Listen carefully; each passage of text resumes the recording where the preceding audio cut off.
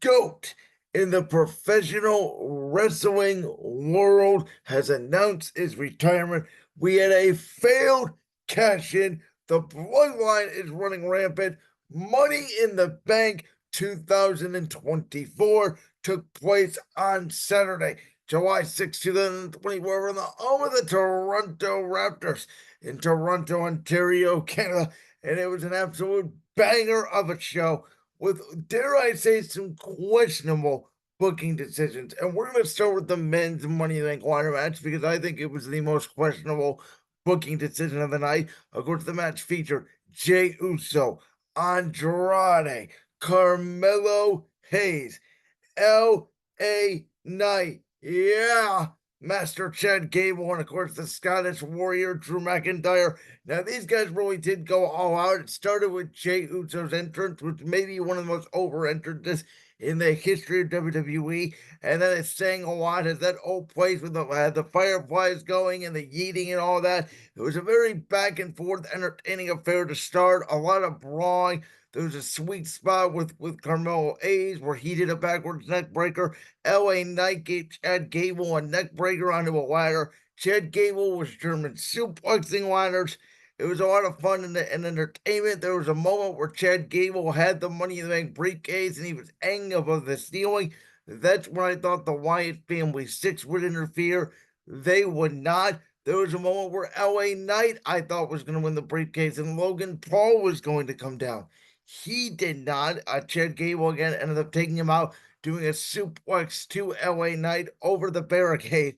And then there was a moment where Jey Uso was about to win the briefcase. There was no bloodline interference, as I had predicted. However, Drew McIntyre delivered the lighter to Jey Uso. Drew McIntyre, as he promised on Monday Night Raw, after defeating Ilya Dragunov and Sheamus to qualify in a banger of a triple threat main event, said he was going to cash in that night, and we all knew what was coming. So, again, a little bit of predictability there, which with the Money in the Bank briefcase, I do not love. We'll get to the World Heavyweight Championship match and my overall thoughts on it. Up next was one of my only rights of the night, and that being that Sami Zayn would retain over Braun Breaker.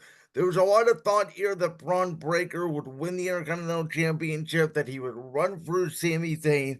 And I made the argument that, especially with the Intercontinental Championship, the United States Championship, the World Championships on the men and women's side, that Triple H does not love to do short title reigns. And I took a look at Braun Breaker, and as great as he is, and as dominant as he has been, and the fastness that he is, which Cole and Corey Graves are pointing out all night. Michael Cole says it every week about, Braun Breaker hitting the ropes at 23 miles an hour. I just did not think it was time to put the Intercontinental Championship on Breaker. I thought if you give the championship to Breaker, he's going to have a Gunther-like run. And what we've seen with Sami Zayn, he is truly the underdog from the underground. Corey Graves kept mentioning it all night. There is never a wrestler that feeds off the crowd, though I think you can make an argument John Cena could be that way, but you can certainly make an argument for Sami Zayn. And of course, Braun Breaker would go for a spear multiple times. They did the spot with the spear on the outside. He did not connect, but there was a nice spot where he did the flying clothesline. He jumped up on the top rope like stairs, didn't even need to hold on to anything, delivered a Hurricane Rana to Sami Zayn. So it's not like Braun Breaker impressed in this matchup, but in the end, a turnbuckle exploder into a haluva kick. Bang, Sami Zayn retains the Intercontinental Championship, which again, I think is the right call. I don't think Braun Breaker needs the title yet. I've been saying this all along. If it wasn't going to be Chad Gable take the championship off of Sami Zayn, for me personally, I'd like to see a guy like Bronson Reed take the championship off Sami Zayn, give him a few months with a belt. Then we give some time before Braun Breaker goes on a history-breaking run the way Gunther did. Then we get to the World Championship match. And again, the only big question about this match was would the Judgment Day interfere and who would win before the men's Money in the Bank ladder match winner Drew McIntyre would come down and cash in. And I thought Corey Graves and Michael Cole, again, they were excellent all night on commentary. But I thought they made another great point. At WrestleMania, we had Rollins, McIntyre with Priest holding the briefcase. Now we have Rollins, Priest with McIntyre holding the briefcase. And of course, Drew McIntyre, who aided the Money in the Bank contract concept because he got cashed in on by Miz in 2021 and then by Damian Priest, of course, at WrestleMania this year. Now he's being a hypocrite with it.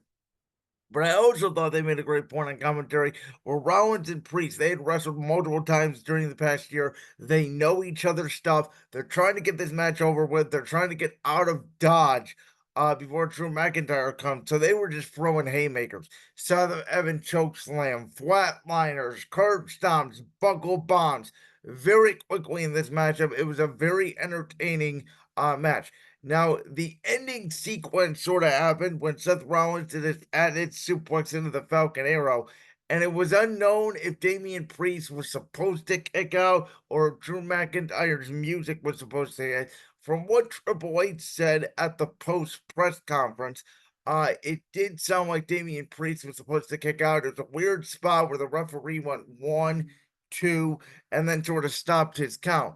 Now, I don't know if this has changed under the new regime of Triple H and all, but according to the old Vince McMahon regime, referees would get fined or suspended or even fired if they did not call the match the way they see it. So under Vince, this would never happen. The freak out would have probably happened.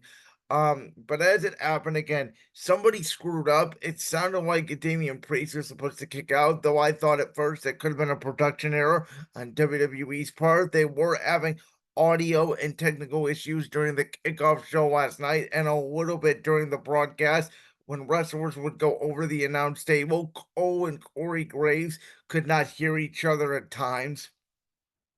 So you add that.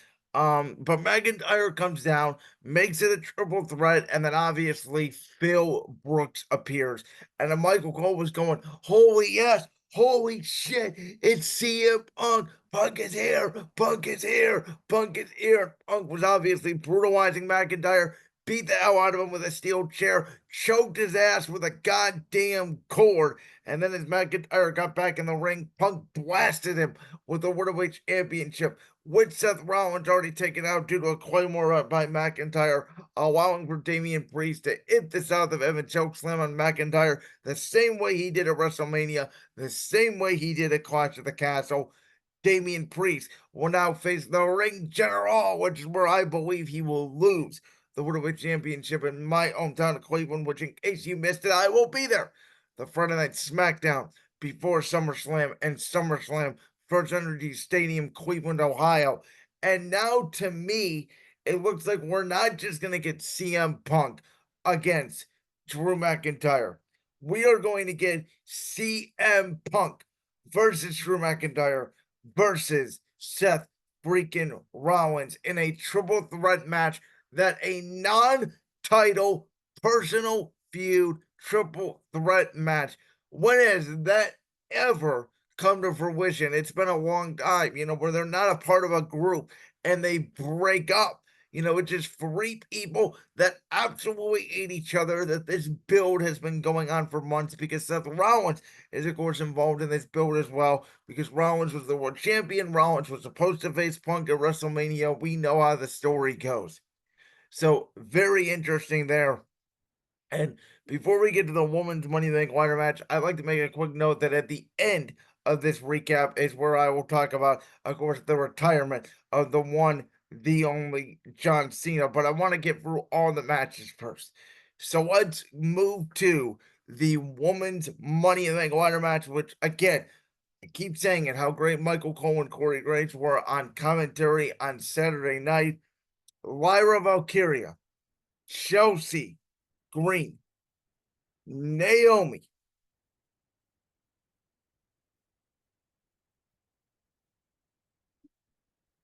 Io Sky,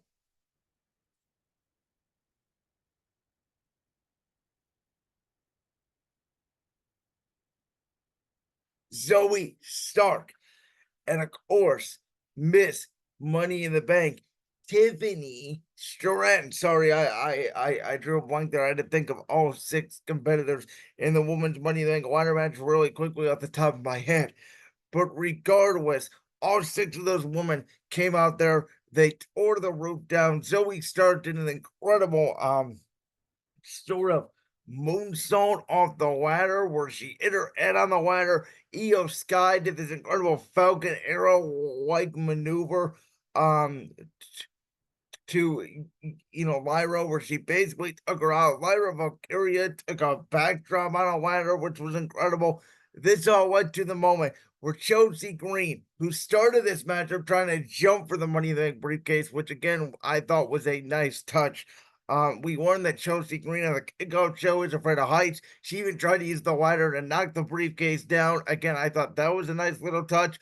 But along with the men's Money in the Bank ladder match, no interference from Damage Control, no interference from Piper Niven to try to help Chelsea Green. They let every competitor in the match without any interference, which again I thought was the wrong call in the men's. I think it's the wrong call in the women's. And even though they went out there and killed it, I thought it was just the wrong call. Naomi had again a good spot where she did a split-legged DDT to Zoe Stark, where she had split with the ladders and jumped off in a pretty athletic move. But it came down to Tiffy time and Chelsea Green, the 2 favorites in this match. You guys know in my preview and predictions, I had said I think it's going to come down to Tiffy time and Chelsea Green. And in the end, Chelsea Green took a huge spot through the tables, which Tiffany Stratton did help her set up earlier in the match. And Cole and Corey again alluded to setting up picnic tables because pretty girls don't set up tables, which again I thought was an amazing line. But Tiffy in the bank, Barbie down in the bank. The woman's Money in the Bank briefcase will soon become a pink Money in the Bank briefcase, I believe. And I don't know how long Tiffany Stratton could hold it. I think we could see a scenario play out just like SummerSlam a year ago, where Nia Jax wins the Women's Championship from Bayley, but Tiffany Stratton attacks from behind, cashes in the Women's Money in the Bank briefcase, and wins the Women's Championship. We know Nia and Tiffany are friends, but in my opinion, the question is how long will that friendship and relationship last? Will they go all the way to potentially win the Women's Tag Team Championships? I guess it's possible, but I just want to see this wrestler, this woman who only started in professional wrestling 3 years ago, Tiffy time, and is so over with the crowd, become the new women's champion in WWE, make a new start. Tiffany Stratton is going to be a star in this business very, very soon. I like that winner of the Women's Money in the Bank. Again, I think the men's, you really could have booked Priest, McIntyre, Rollins in a triple threat match. The story called for it, and you still could have had CM Punk attack Drew McIntyre and screw Rollins. It could have worked, and you could have gave the men's Money in the Bank ladder match to a Jey Uso, to a Carmelo Hayes, to a LA Knight. You could have did something different with the men's Money in the Bank ladder match briefcase. But the argument is that we assume Gunther's going to win the world championship at Pastor Berlin, and Gunther's going to have a lengthy world championship reign. I don't think any of us truly thinks Cody Rhodes is going to lose the Undisputed Championship anytime soon, unless it's to Roman Reigns or The Rock. So you would have the men's Money in the Bank briefcase, and what are you going to do with it? And I could totally see that argument, and I think that's the reason why Drew ended up winning it, cashing it in, because storyline-wise, it made the most sense. Women's wise, again, I thought they absolutely killed it in the ladder match. Tiffany Stratton, I'm so excited for her, and I'm very interested to see when she cashes in, if WWE does pull the trigger and get rid of both Money in the Bank briefcases by SummerSlam, because I always thought that if you're not going to do a long Money in the Bank cash in, SummerSlam is a perfect place to have one of those 2 briefcases cashed in on. Then we got to the main event featuring. Now, they never announced officially who was going to represent the Bloodline in this match until it started. Solo Sikoa, Tommy Tonga, and the Samoan Werewolf, who made his presence felt immediately. Jacob Fatu against, of course, Kevin Owens, who was fighting for his mother that's in the hospital in Quebec, and we here at Brandon's World pray for the family of Kevin Owens, alongside the Viper, Randy Orton, the American Nightmare, Cody Rhodes. And these guys just brought and they went all out. They destroyed the entire ringside area, even though it was only a six-man tag match. And again, maybe that's why it was the main event, because there was so much carnage out there. I would have made Rollins and Priest the main event. I think you could have got the same reaction to end the night with Damian Priest holding up the World Championship as opposed to Solo Sikoa and the Bloodline, who in the end became victorious in this match. Solo Sikoa delivers the Samoan spike to Cody Rhodes after L from Jacob Fatu, who again sold it immediately when Randy Orton gave him a draping DDT and he popped up immediately. And we all knew the point of this matchup was to establish how dominant the new Bloodline was. I wasn't sure if Jacob Fatu was going to compete. Again, commentary made another great point where they said Triple H had to pull some strings to get Jacob Fatu into the country of Canada. That's how dangerous he is. Again, little things from the commentary that I thought added to the show. There was again moments where everybody went over the announce table. There was a spot where Kevin Owens put I believe it was at Tommy Tunga for the announce table, and Cole and Corey Graves couldn't hear each other. There was a moment where the referee got taken out, and Michael Cole kept screaming, "That referee is dead! The referee is dead!" And they just kept making the point that the Bloodline is so vicious. They, back in the Roman Reigns, Jey Uso, Jimmy Uso version, the original Bloodline that, of course, Randy Orton and Riddle and originally Kevin Owens would fight against for so many years.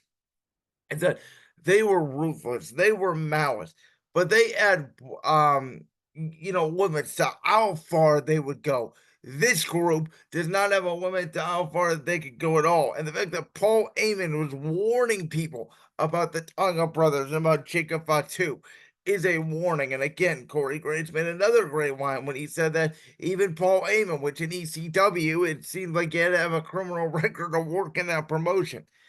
Again, nice spot from the commentary team all the way around. In the end, Jacob Fatu, after a whisper in the wind, a Samoan spike from Solo Sikoa to Cody Rhodes. This was after Cody Rhodes tried to attempt the three crossroads on Solo Sikoa.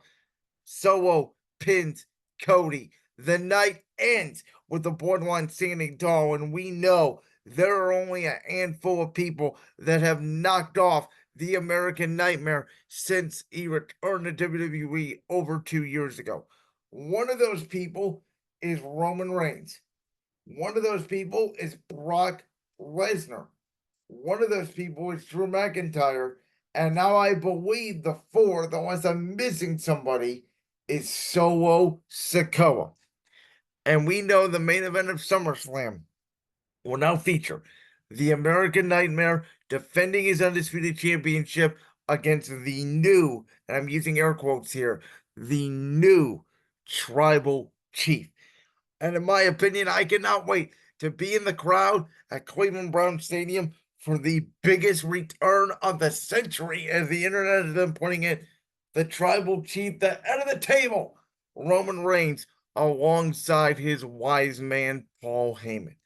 Also at SummerSlam, again, I think we're going to get Bayley and Nia Jax for the Women's Championship. That's all been confirmed ever since Nia Jax won the Queen of the Ring tournament at King and Queen of the Ring. I do think Nia Jax is going to win the championship here. Bayley has had a little bit of an underwhelming title run. Again, no fault of her own. There's just many more interesting stories in the women's division, namely Liv Morgan, Dominic Mysterio, which the Judgment Day listened to Damian Priest. They did not come out during his matchup, which I think is interesting storyline development. Where does the Liv, Dom, Priest storyline go for SummerSlam, especially if Rhea Ripley does not return this Monday night on Raw?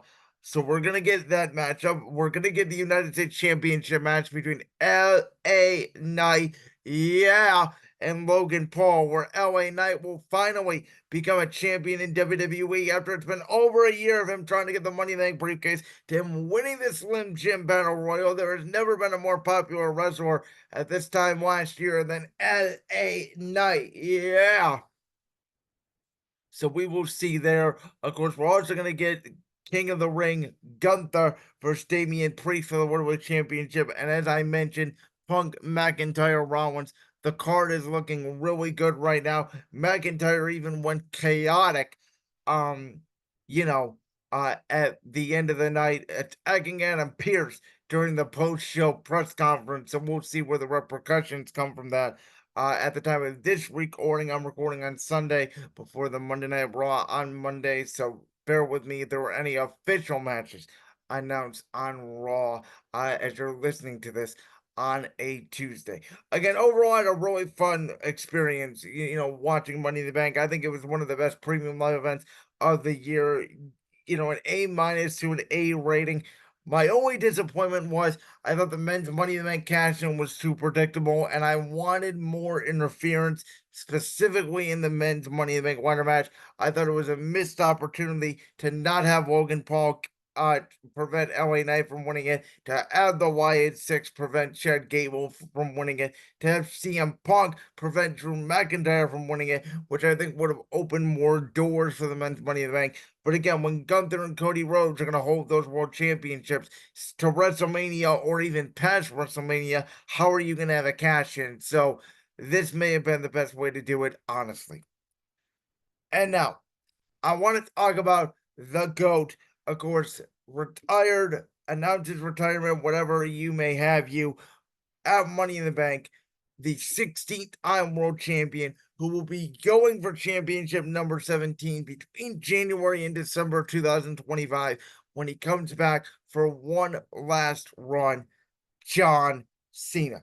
Now, whether you loved him or hate him, which I think we all sort of went on this ride with John Cena, right? He initially, the badass, ruthless aggression John Cena. And I'm just talking about when he became the face of the company. I'm not talking about the Doctor of Economics or when he first came in. I'm talking about in 2005 when John Cena defeated JBL at WrestleMania 21 to win the WWE Championship. When John Cena became the face of WWE, the initial ruthless aggression when he would go up against guys like Edge and Umaga and Bobby Lashley. I think the people started to love John Cena. And then WWE went PG, and John Cena went the ultimate hero, and fans booed the hell out of him for years. And they wanted to cheer guys like CM Punk. They wanted to cheer guys like The Rock, who made his return, like a Wade Barrett from NXT, and all these other rivalries that John Cena had during the early and mid 2010s. Then something changed where, about in 2016, when John Cena was done getting all those world championships and he had put guys over like Seth Rollins and Kevin Owens, and he went into a WrestleMania 33 match with his, I guess, future fiance, and they obviously did not get married, and Nikki Bella against The Miz and Maurice. That was about the time where, Cena, I guess, became a fan favorite again. People realized that when we had Cena, when Cena went off to do movies and he wasn't on television regularly, that, oh, John Cena is missed on WWE television. And the saying is always, you don't know how much you'll be missed until you're gone. And that is seemingly true. Of course, Cena had that fun little rivalry with The Undertaker where he sat in the crowd at WrestleMania 34 waiting for The Undertaker to come out. They had the awesome Firefly fun match at WrestleMania 36 with The Fiend Bray Wyatt in the empty arena where, of course, everybody, I think, turned on Cena the moment when he beat Bray Wyatt at WrestleMania 30, the late, great Bray Wyatt. He had that excellent rivalry with Rusev in 2015 over the United States Championship, where again he did put the United States Championship on the map with that open challenge because the US Championship had been dead for years, in my opinion.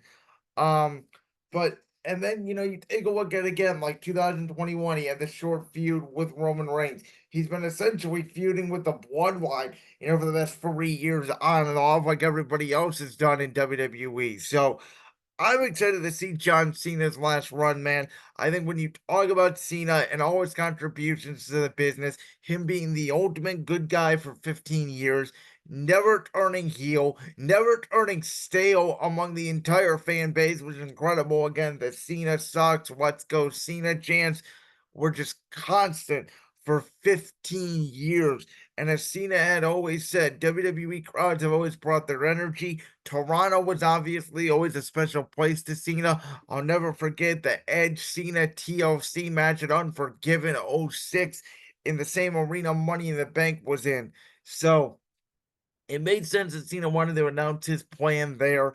Now, again, post Money in the Bank at the press conference, Cena had said it's going to start the Raw for Netflix. He's going January through December 2025. He's going to work about 40 dates, which, again, you figure is one Raw or SmackDown a week, probably no house shows, and most of the premium live events during the year. He's going to work the Royal Rumble. He's going to work Elimination Chamber. He's going to work WrestleMania 41.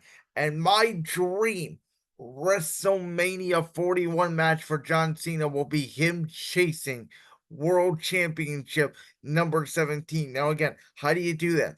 Do you get the belt off Cody? Do you get the belt off Gunther? I love for Randy Orton to hold it because Randy Orton and John Cena have never had a one-on-one match at WrestleMania. You guys know in my pipe dream, I would love for Edge to come back and face Cena, though I don't think that's going to happen. Tony Khan is not going to buy Edge out of his contract for that specific situation. But, we want to see Cena and Punk one more time. And then there's so many new guys, like a Cena Drew McIntyre, a Cena Damian Priest. Maybe we get Cena and Seth Rollins one more time. Cena LA Knight could go one-on-one. We saw them tag team, but they could also go one-on-one. So, could we get Cena and Kevin Owens one more time? We've seen Cena and Sami Zayn once. Could we get that? Could we do Cena and Cody Rhodes, which we haven't seen this version of Cody Rhodes, go up against the face that used to run the place? I want to see Cena and AJ Styles run it back one more time. So there's so many possibilities. I don't know who Cena would want as his last opponent. I would guess Randy Orton, though again, I think we want to do Cena and Orton at WrestleMania. Could we get Kurt Angle out of retirement to do Kurt Angle and John Cena in a full circle moment? I think, it could be possible. So who knows? But I think when you talk about the Mount Rushmores and who's the GOAT of professional wrestling, it's a very different topic than the NFL, than the NBA. It's kind of like Major League Baseball, right? Where there's not really a GOAT. There's just a ton of names. And when you think of the names when it comes to professional wrestling history, you got to think of Hulk Hogan. You got to think of Stone Cold Steve Austin. You got to think of The Rock. You got to think of The Undertaker. You got to think of John Cena. You got to think of Roman Reigns. In my opinion, you got to think of Bruno Sammartino. So you got to think of Ric Flair, obviously, with the 16 world titles. So those to me are the names on the professional Rushmore of professional wrestling during the next year, or the next 9 months, if you will, when Cena comes back in 2025. Throughout 2025, and especially during WrestleMania season, when I bring on our various guests to discuss WrestleMania 41, which will take place a little bit later this year in Las Vegas, April 19th, April 20th, 2025. We're going to talk about John Cena's career. We're going to talk about John Cena's best rivalries. We're going to make a list of his best matches, his best rivalries. We're going to talk about John Cena's impact on the business, where he ranks on the Mount Rushmore of professional wrestlers. So along with the John Cena retirement tour in 2025, I plan on honoring throughout the entire year who Michael Cole constantly says the greatest of all time. And again, I don't know if that is true or not, but I can tell you this. He's certainly in the discussion. Like that clip from the Brand's World podcast? If so, make sure you go down there and hit that subscribe button. While you're down there hitting the subscribe button, make sure to also hit the notification bell so you never miss another upload. And make sure you check out all the other clips from the Brand's World podcast right here on YouTube.